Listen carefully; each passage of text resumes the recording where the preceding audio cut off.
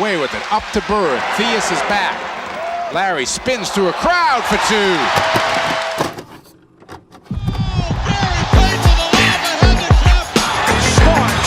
Hey guys, this is Dominique Wilkins. Hey, this is Sean Kemp. This is Gary Payton. Hey, this is Pau Gasol. NBA fans, what's up? This is Vince Carter here. Hey, what's up? This is Matt Barnes. If you're an old school NBA fan like I am, make sure you check out the Basketball Time Machine with my man Sean David. Hello and good day, ladies and gentlemen. Welcome back to the Basketball Time Machine. My name is Sean David. Thanks for tuning in. Let's talk some old school NBA basketball. For the past 6 years, I've been covering Larry Bird, and I told you many times that he's my second most favorite player of all time. And I also had a couple of NBA legends explain Larry Bird story videos. And I thought, there are so many classic stories that some of you guys probably never seen because I posted them like 4 years ago, but I also found some new clips. And I always wanted to have this extra large video about Larry. Simple fact, lying in bed, listening to the stories, just let your mind wander and listen to the greats speaking about the great. And yeah, so this is what's going to happen in this video. But before we start with that, let me ask you guys for a small favor. If you like the content, leave a like, subscribe to the channel, and I would say, let's take a look at Larry Legend.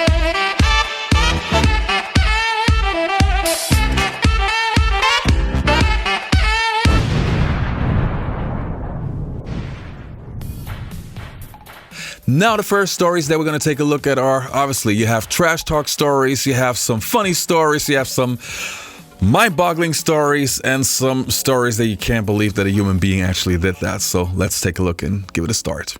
Larry Bird, to me, it was so much fun playing against him because he talked so much shit. The story goes that when he played against Denver, they had a guy named John Hansley. They put him on Larry, and Larry was weighing his ass out. Absolutely. And Larry would run by the bench and tell Doug Moe, who was the coach, get him off me.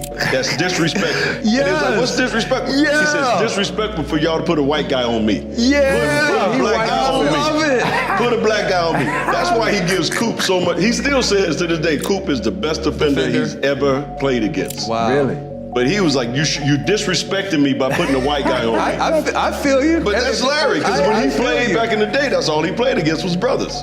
So he was like, don't put no white guy on me, that's disrespect. So when they did that, he said, I had to torch his ass so they understand. And you ain't gonna see him again. Get him off me. Yeah. But that was Larry Bird.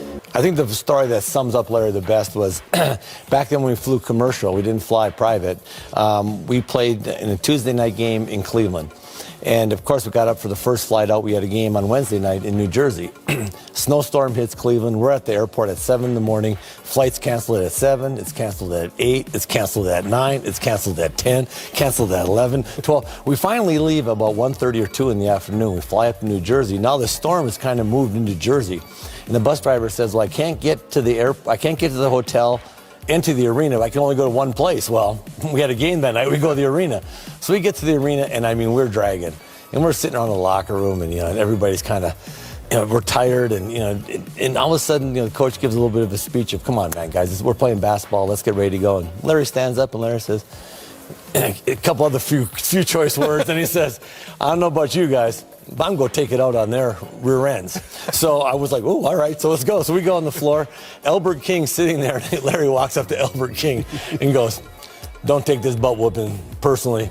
I've been eating hot dogs all day. And then Albert King looks at him like, you've been eating hot dogs all day? What's that got to do with me? And we went out and just hammered him. We terrorized him. And that was Larry. There was no excuses. He just played. And I tell you, that was just his competitive nature. But a day when you fly all day and eat hot dogs in the airport, best thing was Albert's look on his face like, what hot dogs got to do with me? The game he played against the Lakers, the first year that the Celtics won the World Championship with him on the team, and he was ridiculous. He came on here. I remember our sportscaster played the Superman theme when he was talking about him that night after the game because he did everything, points, rebounds, assists, just steals, you name it. Larry has such a great mind for the game and, a great touch. I had a lot of respect for him as a competitor. I remember sitting on the bench watching Kevin McHale and Larry Bird. And Larry Bird did something To me, I'm still marveled at this. And he got so many people. It was a timeout. And one of our teammates, Bart Kofold, had a camera. Right. He's taking pictures. So Larry Bird came over there and looked at our bench. And he said, 3-pointer from right over here. So I'm sitting over there looking like, that Babe Ruth calling your shot already, right? Yeah. So Isaiah, I'm sitting there looking. He looked down at the floor. Hell, everybody looked down at the floor. He like he threw something. And he hit a 3. Can you believe that? And I remember Kevin kind of looking over at the bench like Was this gonna be a incredible. long night. One of the all-time greats, one of our heroes that we watched and competed against, and brilliant basketball mind. But you remember the story when we for some reason we were in the layup line, and Reg and I, as the captains of the team, we had I don't remember what we had to go People back. are not gonna believe this. I don't remember what we had to go back and talk to Larry Bird about before the game. 20 seconds on the clock, we getting layups. Reg and I jog off the court, go into the back. And what do we? You take it from there. So Jack and I, we go back into the locker room and we're like, where's Coach? Where's Coach Bird? And they're like, oh, he's in his office. We go to his office. He's not in his office. We're like, the trainers are back there. We're like, he's like, hurry up, we got to get back out to the court. Like, where is he? And then, you know what? It even might have been, God rest his soul, Slick. Slick's just like, go check the shower. So we head back to the shower because we had to ask him this question. Before we got out there, we go around the corner. Larry Legend sitting in a chair, got a pack of Newports, just smoking away. Oh, what you guys need? We're like, we're good, Coach. Don't worry about it, right? We're good. We're good. He's like, all right, I'll see you guys out there in a few minutes. I look at Jack. Jack looks at me. He's like, "Did we just Larry in there smoking a Newport?" Right? We're like, this is Larry Legend. Did y'all ever bring it up to him? No. And it's documented the worst first half that a starting backcourt has had. Oh my God! I couldn't make a shot. We were mentally gone. Our hero, what we just witnessed affected us. Now, mind you, remember now how we look at Larry Bird in our eyes. Number one, we played against him. I patterned my game after Larry Legend. Being from Riverside, this is the mid-'80s. Of course, it was Lakers-Boston. That was the rivalry. And you had to pick sides. So, we were Laker fans. But I patterned my game after Larry Bird. I wanted to know how he worked out, how he approached games, his trash talking, all that. I spent the last couple of days with Magic Johnson shooting the Capital One commercials. And every time I see him, I tell him thank you. Because Magic Johnson and Larry Bird are the two most important figures in NBA history. I agree. I don't know I don't know how this is going to play with America, right? but let me just tell you what this dude told me one time, right? Now, our back line at one time it was Kelly Tripucka, Bill Laimbeer, Kim Benson. 3 white dudes. 2 of them I ain't ever heard of. Okay. All right. So we walk out on the court and he said, who guarded me? So Larry used to always call me Cheesy, right? He's like, Cheesy, who guarded me? And I was like, you got Kelly, I got Lamb, I got Benson. He's like, you ain't got no brothers? He's like you? He's like you? Disrespecting me. That's what he said. Straight up. That's exactly what he said. He said, hey man, you can't put no white dude on me. Hey. That is straight disrespect. I remember him, he was cursing under his breath. And I asked him, I said, Larry, what's going on with you? He says, you guys are being disrespectful to me. And I says, what are you talking about? He says, you guys are putting a white guy on me. That's disrespectful. Wait, who's the white guy you put on it? I can't remember who it was. I just started laughing. I had no comeback when he He says, it's disrespectful when y'all put a white guy on me. And I'm sitting there like, I'm laughing in the middle of a game. It was my rookie season, my first game I ever played against him. What'd he say? And that was the only thing. I can't even tell you what he said. Clean up the language. What? One of the things the first thing, I think really the only thing he said to me, I'm guarding him. It's my first play. He's coming down the court and I'm guarding him. He looks at me, he said, I don't know why they have you guarding me, Holmes. And he shoots the three. Now, I wasn't upset he made the three. I said, but this son of a gun just called me Holmes. But it was funny because after that, because they knew I was going to keep coming, But that was the only time he ever talked trash to me. And then we had a lot of respect for each other over the years. And so I never forget that one thing, though, man. I'm like, I was so hot, And I remember we was at the jump circle, and I go shake Larry Bird's hand. He put both hands behind his back. I'm like, you know what? Maybe he's just getting into the game. I'm trying to give him the benefit down. I was so mad, so I'm coming down the left side, and I go up the fast break, and he comes out, and I'm pumping it behind my head, and he jumped. I said, I got him. Boom! He's sitting down on the ground. I'm pointing like this. He said, hey, Rook. I'm like, what? He said, I like you. You got balls, but I'm still getting 40 on your ass. You know what? It's funny because I tell a whole lot of people this when they talk about great players and they bring up Larry Bird. I said, listen, the dude couldn't jump, wasn't fast, but wasn't athletic. Mm-hmm. But you look on the score, the score sheet after the game, he got 25, 15 rebounds, 9 assists, a few steals. I said, the dude just knew how to play, right? And the thing that I loved about him is that he was a shit talker. And I wish you would have got a chance to play against him, Robert, because I swear to God, you'd have loved playing against him because the dude would just tell you where he's going, shoot it in your face, talk shit to you, and run back down the floor. Yeah. And he was just one of those guys that, he just had it. Mm-hmm. You know what I mean? Yeah, he had it, and I saw it in college, and obviously saw it a whole lot closer when we get a chance to play against the Celtics. He was the biggest trash talker back in the day. It's a birthday for a legend in the league. Larry Legend. 61 for Larry Bird. Yes. Who's got Larry Bird stories? Brad Daugherty told me this story when he was second year in the league and they were in the playoffs against the Celtics. Down one, Larry Bird catches the ball in the deep corner and he steps back for a three. And before he takes the three, he's like, oh, wow, he's going for the win. He's not going for the tie. And so Brad Daugherty runs out, and he head fakes him. And as he head fakes him, now it's 3-2, he hits him on the butt with the ball, and then he shoots it at the buzzer.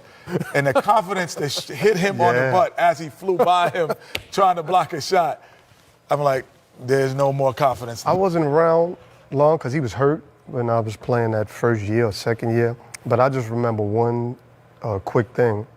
We were playing against him, and I think I stole the ball from him. And I just remember him turning around saying, you little piece of And I was like, that, to me, that was Larry Bird. And I was so happy because I'm like, that Larry Bird told me you're a little piece of You know what I'm saying? Like, because I idolized Larry Bird. I called me a piece of So what? You do a very good job at editing your cell phone now. Just talked about Larry Bird. Oh shit, that's the man. Shit, he's like your Magic, your Kareem. That once in a lifetime player, franchise changing player. That's the category that Larry was in, and not to mention, I like the way he led us as a team. He wasn't in your face, that talking trash to you. He led by example. No matter how poorly you was playing, Coop, he never got on you. Only thing he would say to you, try to pick it up if you can. You had one of them nights, things just not going your way. He always spoke, with encouragement. He never tried to put players down. And I always respected that about Larry. He could come into this because I heard he was good at this. Biggest and best trash talker.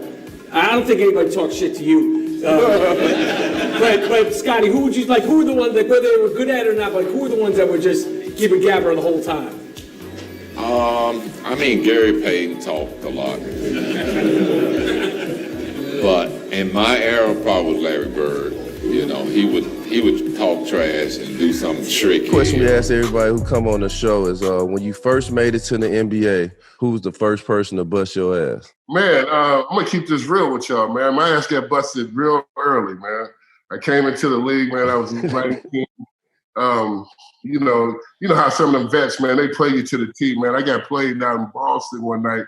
We was playing Boston Celtics. So the great Larry Bird. I didn't really know much about it. You know, I'm from Indiana. Larry's from Indiana. I knew about the history of Larry, but I didn't realize how he really got down. When we got to Boston that morning, I knew something wasn't right. I saw an X-Man. He was limping around the court a little bit like he was sore. I figured he'd be all right, you know. Xavier McDaniel. I figured he'd be all right by that time. I go to the game on the early bus. I get there. They come out on the court. They say, "Hey, Sean, you starting tonight against Larry." And I was like, well, damn. I'm all for it, though, you know. So the X-Man, he didn't play. He had a sore knee. But my point to you is this: Larry gave me 50 3/4. Oh my! He was hitting everything, and he talked to me the whole entire game. What did he say? Well, first of all, he asked me at the jump ball. He said, "You the cat that broke all my records in high school, right?" And I was like, "Yeah, that's me."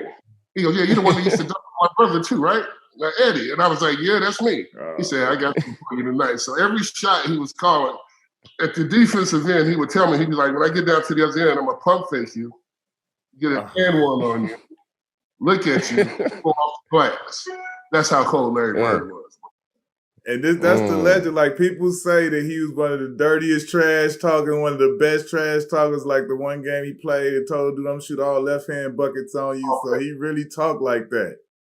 You know, so, you know, being from the streets, man, I was to the point of like, look, I'm going to foul him so hard that he's basically going to take his will. He started shooting the ball with his left hand, man. I was trying to foul his right arm. He was shooting with his left hand, banking it off on me, looking at me, still slapping me on my butt and everything, man, telling me everything. You know what I'm saying?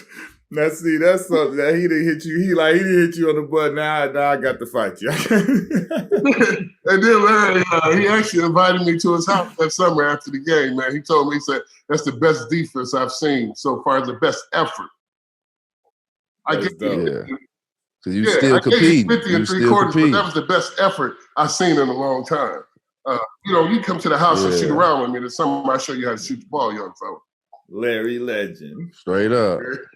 I think the sport, and compared to today, there was trash talkers back then, but it was done in a kind of nicer way. I remember my rookie year, but I didn't guard him, Larry Bird. We played him in the Boston Garden, and I was in the paint, and somehow the ball was swung around, and Larry had caught it, and I was running out to Larry Bird, and you know his famous motion, he just kind of shot it. As I was running out, he said, "Too late, rookie." You know, that's what he's too late, rookie. And obviously it went down, and I just shook my head and ran down to the other end. That was like your introduction. That was my to the intro league, to the league. It's like, "Welcome, rookie. You know who I am, Larry Legend. That's who I am." Too late. Disrespect. This ain't nothing bad. So I said, let me see what he can do. But Larry's had something that most white boys don't have. Just say that. Just keep it real. Man, Larry was different now. Larry was different now. He had a little bit of nigger in him. Yeah, he was different now. He was different now. Larry was different now. That boy, he can play, man. He turned it out. We played on a team in college in a tournament together. This is the first time I ever sat on the bench. Him and I were on the bench. And we were like, the guys in front of us wasn't better than us, but Kentucky head coach was coaching the team, so he started 3 guys from Kentucky. So we said, okay. But when we got in the game, we turned it out. But I saw this dude eat Jack Givens up. He was player of the year that year. Kentucky, right? Yes, from Kentucky. And Larry Bird was just slicing and dicing him. And I said, oh, I called home. I said, "It's true about this boy."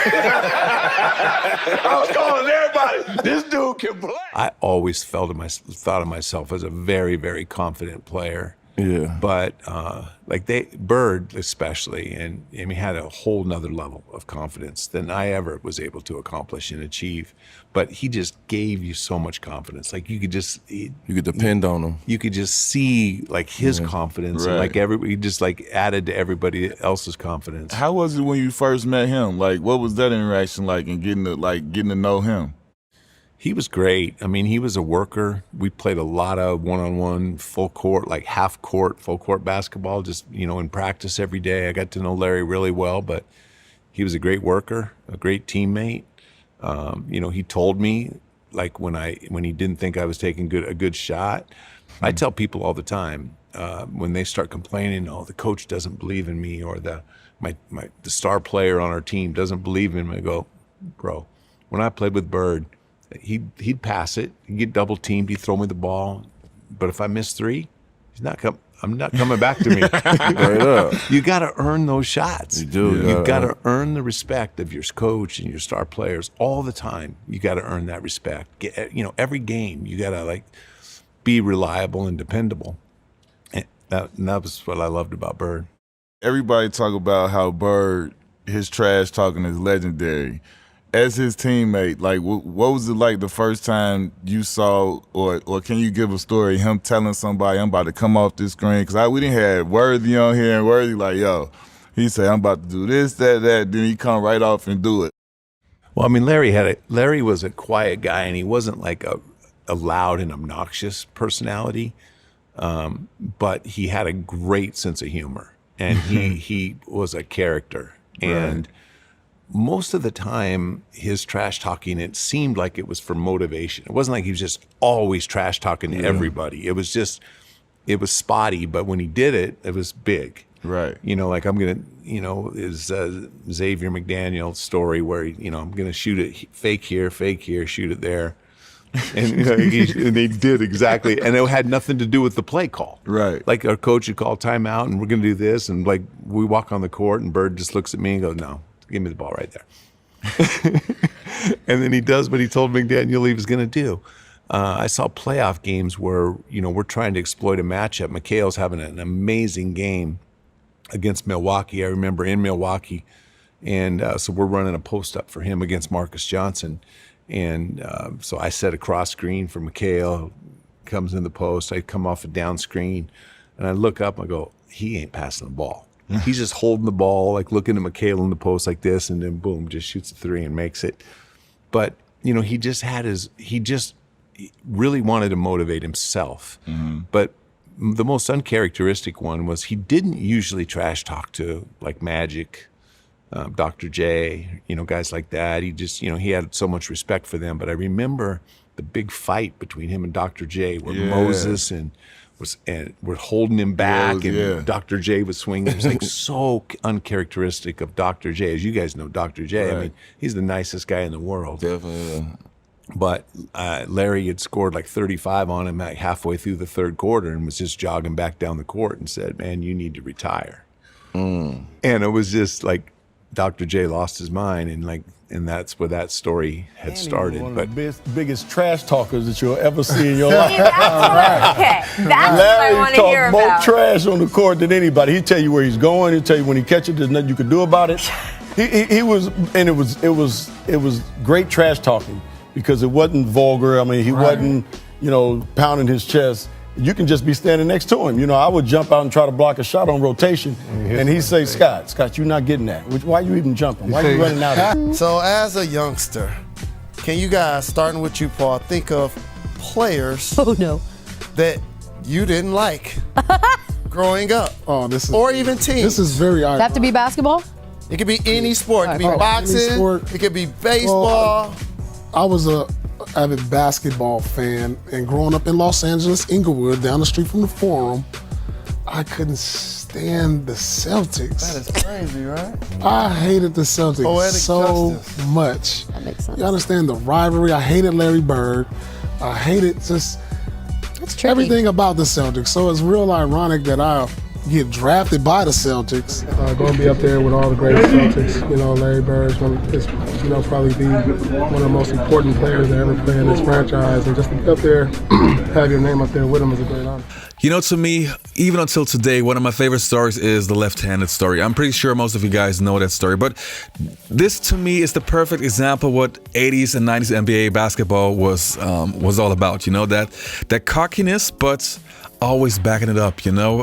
I remember when I still used to play, it was always so funny when you had guys who were trash talking but could not back it up, and it was like, why are you even talking? But to hear the stories, and you hear those stories from like every player on the planet that played against Larry Bird, that he was always able to back it up, and that just shows what a sensational player he was. Let's take a look. Changed by the coach. He's installed Jerome Kersey in the starting lineup. Well, he's put a tiger in the tank. He feels that Jerome Kersey is going to give him some aggressiveness, particularly against Larry Bird. Jerome Kersey's guarding Larry. And I think his first 8 or 10 points were left-handed. And at that point, McHale was still coming off the bench. And so Larry scores his 6th point on some kind of left-handed shot. Bird against Kersey.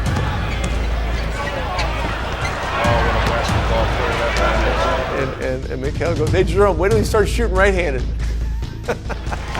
for Bird, another three-point try. Well, left-handed is one thing, but when the game got close, I had to go back to the right one. I think it went right down the wire, and we might have won by 1 point. Beat you right there. You got to keep them under control. They don't. And the Blazers have timeout with 3 seconds remaining. His ability to just bring it out every single day. You know, he could outscore you, he could out-rebound you. Bird kept it alive to Walton for 2. Oh, what a play! He could pass better than you, he could defend better than you, he could lead better, he could dribble better, he could set up plays, he could be the decoy. He could do it all. Bird winds up three-pointer. Yes, Bird's last three-pointer, so he tries another one. Well, you had the Bird night. I had the Bird night. Yeah, that was a tough night, man. The biggest argument that night is, well, you only scored 6 on me. But nobody was guarding Bird, were they? Well, we were trying. You were trying to. No, but when a guy is literally coming up the court, calling his shots, and Bird talked a lot of trash. And that's in New Orleans. That's in New Orleans. In that game, we're on the free throw line, and he literally says, left side over across the 3, and you're listening to him. That's a tough feeling. But okay, so you guys got Antoine Carr and Cliff Levingston got fined by Fratello, I think, and Eddie Johnson for celebrating Bird. Yeah, it was the best film session. Every time when I see Mike, we still laugh. God, it was the greatest film session ever, because back then you didn't have, you watched the real game and just went, with a video, and Mike rewound the celebration 20 times. He just kept, not the shot, he just kept rewinding it, showing the guys, you remember they were giving each other high five. And then somebody falls off the bench. Yeah, too. that was Eddie Johnson. Yeah. Eddie Johnson falls off the bench in laughter, and Antoine Carr and Cliff gives each other high five. And our film session was 20 minutes of that. So it was. It wasn't somebody not playing good defense on Bird. It was you guys celebrating Larry Bird. Fratello wouldn't let it go. He just kept rewinding. And it was. I think Bird went by the bench one time too. He fell in the bench. Oh, he did. Yeah, and he called that one. That was the one where he fell in it. He literally said, "Off the glass into the trainer." Did you ever get yelled at by Jordan or Bird? Bird was the only one that really kind of, in his soft-spoken way, when we talk about guys talking trash. Yeah. Hey, Rook, good to see you. Hey, great college career. I'm gonna catch the ball. I'm gonna pump fake. You're gonna reach for it. You're gonna get fouled. 2 tweets. You're gonna have a seat. Lo and behold, Dan, he catches the ball. He pump fakes. I go for it. I reach. First foul. I come down court. Scott Skiles kicks me the ball. I shoot a 3 in your face, Larry Legend. Yes, I'm feeling good, Dan. He catches the ball again, catches it. My dumb self reaches for it again. Tweet, go have a seat. I see you second quarter, Rook. So that's how Larry Bird. Speaking of shooting threes, Coach, we had a poll question on here. Just to let you know, I had nothing to do with this poll question. I'm going to let one of the Danettes, McLovin, ask you this question because he's been dying to ask you this. Okay, if you had to bet a week's pay Who would win a three-point shooting contest, Larry Bird or Reggie Miller? Now? No, in their prime. Look, by the way, you won, just to let you know. You won this. Here's how I'll put it, Reggie. If you was my teammate in the pros, I would win hands down. But since I had the great opportunity to coach you, I'd say you win. Oh, okay. Look, I'm just letting you know. I picked you. It was a dead tie, 2-2. I was the tiebreaker, no question. You at the three-point competition, walking in the locker room. Who's playing? Did you really say that? Who's playing for second? Yeah, I did. I sort of felt bad because I didn't realize there's so much tension on it. I'm out there every day in front of these fans. And who were some of the guys? Who were some of the guys in the competition at that time when you walked in? Who was in that field? Come on, Coach. You know. No, I don't really remember. Dell Ellis. Yeah, Dell. What's Hodges. The kid that's Yeah, Hodges. John Sonvold. The kid that's refereeing now. The one that always Lester. Leon Wood. Leon Wood.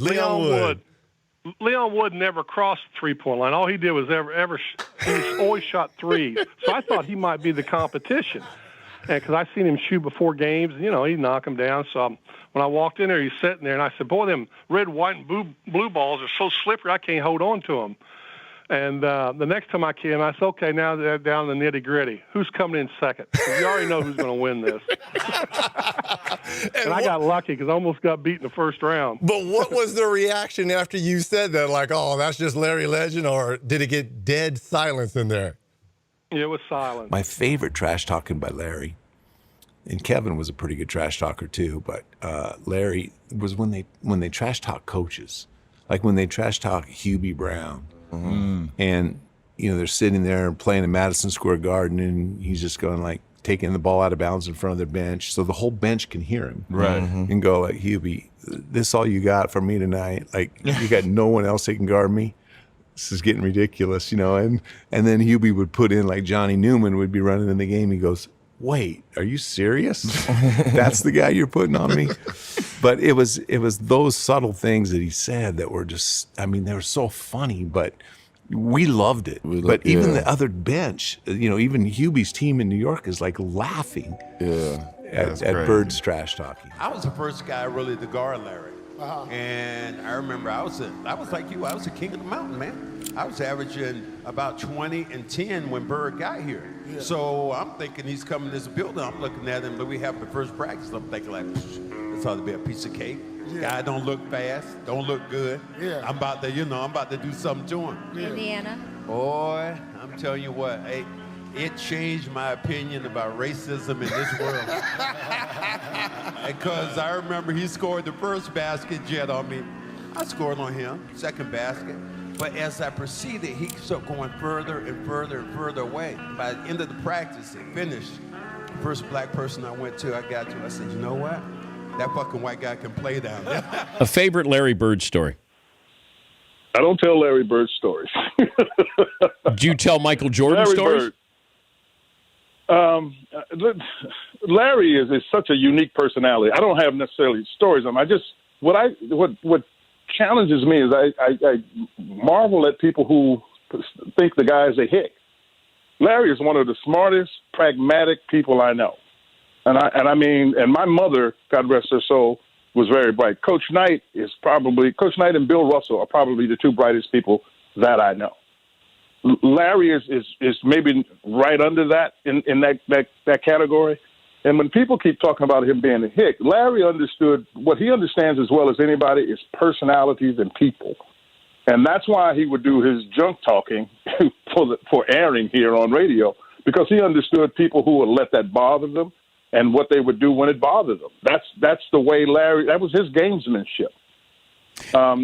So that's really the only story I can tell you about Larry. I just think he's one of the brightest guys that I know. So that's my story on Larry. What else you want to know? Well, okay. Didn't we talk about this before when you guys played the Chicago Bulls first round of the playoffs?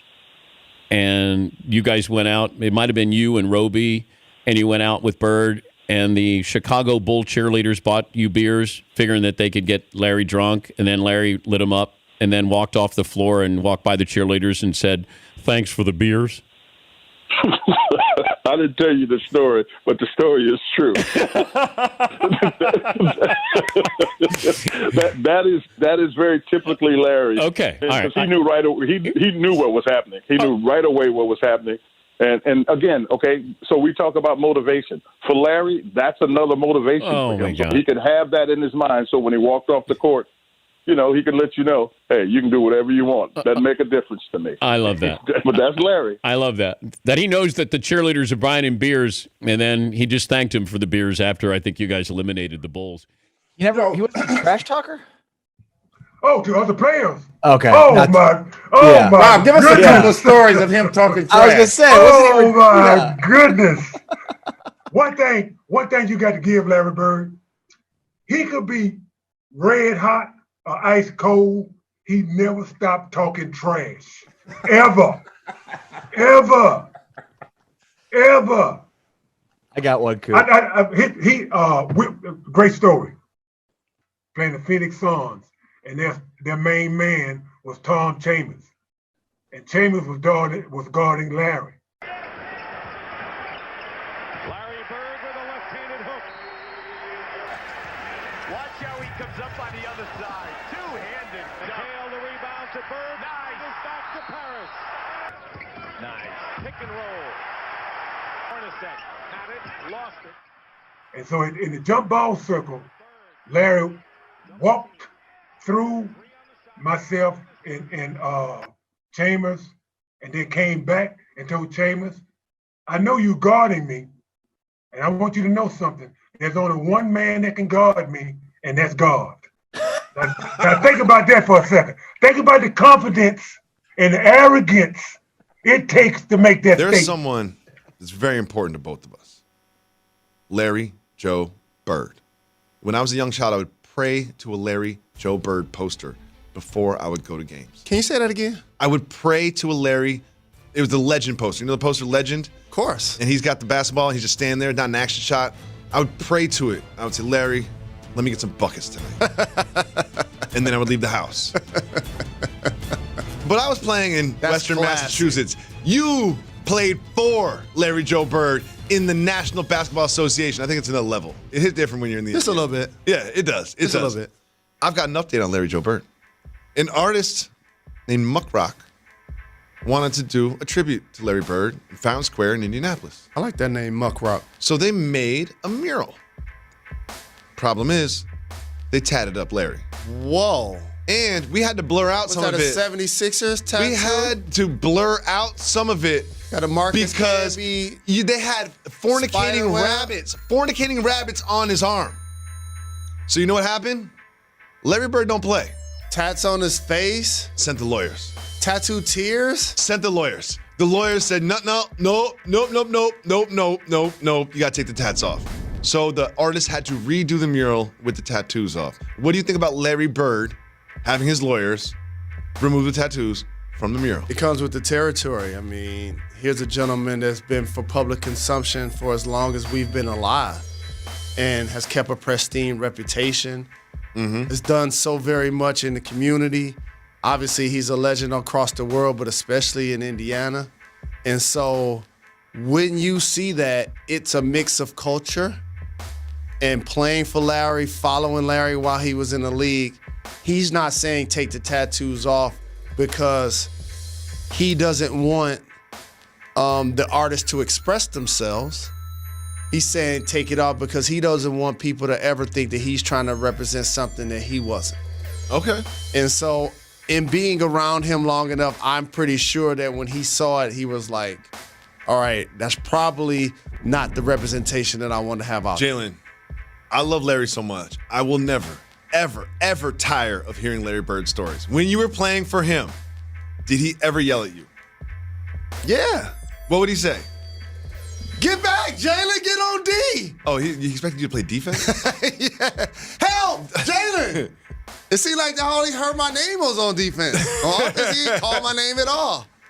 On defense, I heard my name a lot. Did he ever give you a compliment? No, but in all honesty, like the B1000. Okay. Larry was the guy that helped validate me.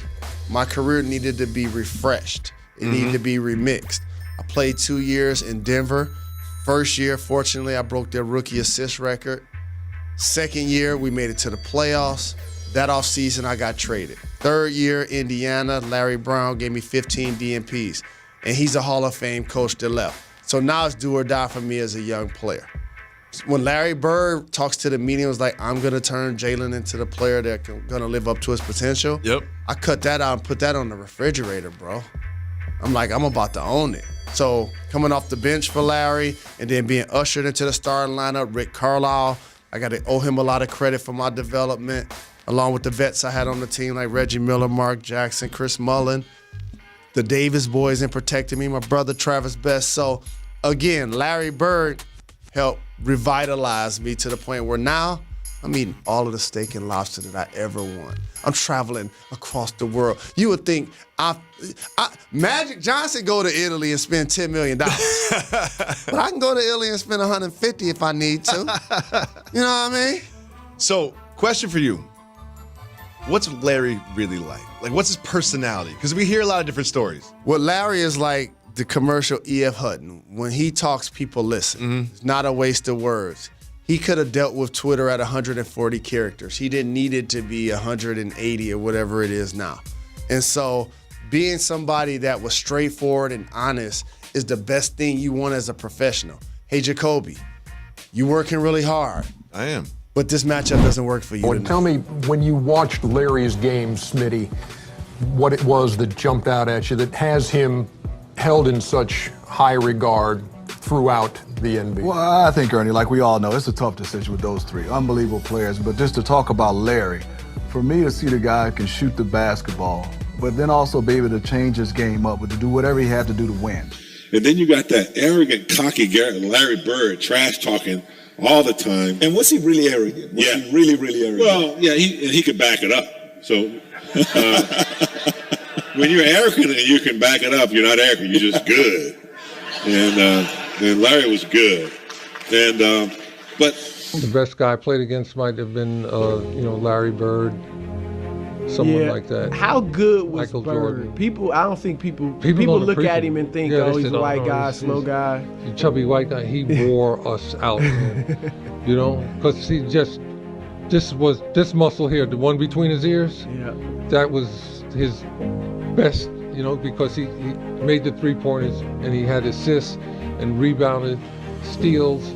He was always at the right place at the right time. Listening to a game. It's New Mexico State playing Indiana State. I don't really care about the game, but New Mexico State is right up the streets from El Paso, and I went to UTEP, and we're big rivalries. So I'm hoping that Indiana State will beat New Mexico State. And I'm listening to the radio, and I have no clue of the players on either team. All of a sudden, this name keeps coming. Bird. He goes to the right, Bird. He makes the shot, Bird. I said, God damn, who is Bird? Bird. Here's Bird. And Bird this, and Bird. Oh, did you see the pass that Bird made? I can't see it, but I'm just trying to imagine it. When the time I got to the end, I said, damn, that brother can play. When I got the newspaper the next morning and saw Larry's picture, I said, damn.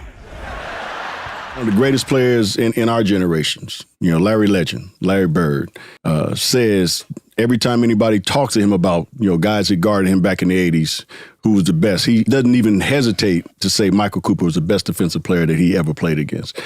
What do you think about that coming from a guy like Larry? Of all the accolades that you could win or awards or anything like that, that's probably the one that I cherish the most. But what I always tell people about that is you guys, you, Magic, Worthy, Kareem, I was only as good as you guys were giving me my help. Larry got by me several times, but you were always there, B. Scott. Magic was always there. So it was like me and you tag teaming on these great scores. The job that I did wouldn't have been great without you guys, my teammates. To me, it's just super, super sad that because of the fact that I was born in the early 80s, I only got to see Larry play like 1 or 2 seasons when his back was broken, and he was still a very effective player in basketball IQ off the charts, but obviously some of the physical attributes that he had were gone. And just to imagine that I could have seen him play for real, maybe be in the Boston Garden and all those kind of things, it makes me so sad, you know? Obviously, I'm grateful that I still had the VHS tapes and I was able to see reruns of certain games, but to see him in the Boston Garden, I mean, every one of you who had the chance, I am so jealous. I am so jealous because even until today, when you have players or journalists saying that, for example, Luka Doncic, who's a great player, don't get me wrong, comparing him to Larry Bird, but to me, I could seriously, literally see genius, basketball genius in this man. And for me personally, for example, it's super hard because my only outlets speaking about those things is my YouTube channel. I unfortunately don't have too many people around in my area or in my network that actually go that deep and go that way back into 80s, 90s basketball. But yeah, just the thought of being there. Anyway, you guys, let me know in the comments below. Did you enjoy the video? What is your favorite Larry Bird story? Did you see him play? Share some love about Larry Legend, and I'll see you next time on the Basketball Time Machine.